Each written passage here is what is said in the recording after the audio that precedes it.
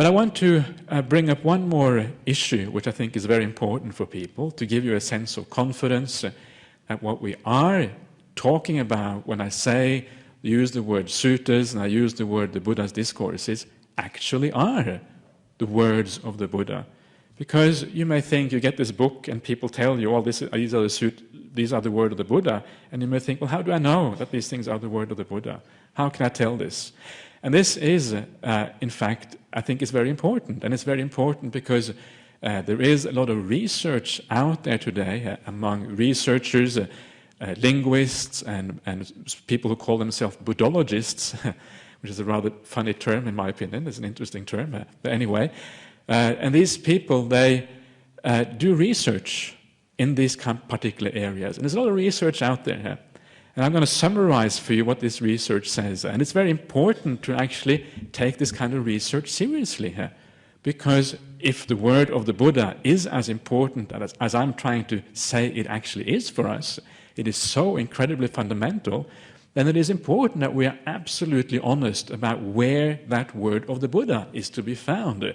We cannot really afford to delude ourselves and pretend that something is the word of the Buddha when in fact it isn't. So how do we know that something is the word of the Buddha? Now, one of the most powerful ways that we know that, and that is that simply that these teachings have been preserved in different traditions over a very, very long period of time. So you find the word of the Buddha, for example, it has been translated into Chinese, for example. Some of the word of the Buddha is also in Tibetan. Some of the word of Buddha is found in Sanskrit sources. Some of them, a lot of it, of course, in Pali. Some of it is found in languages you probably never heard of before because they are dead languages which don't exist anymore. Languages such as Sogdian, which is like a Turkish language, or Khotanese, which is another Turkish language which existed in Central Asia about 2,000 years ago. And these languages preserve these teachings.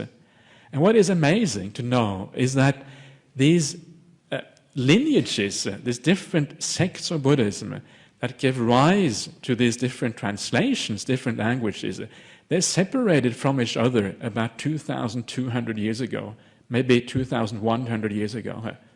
So that means that the teachings that we find today in Chinese, for example, and the ones that we found in the Pali, they have been separated for about 2,200 years.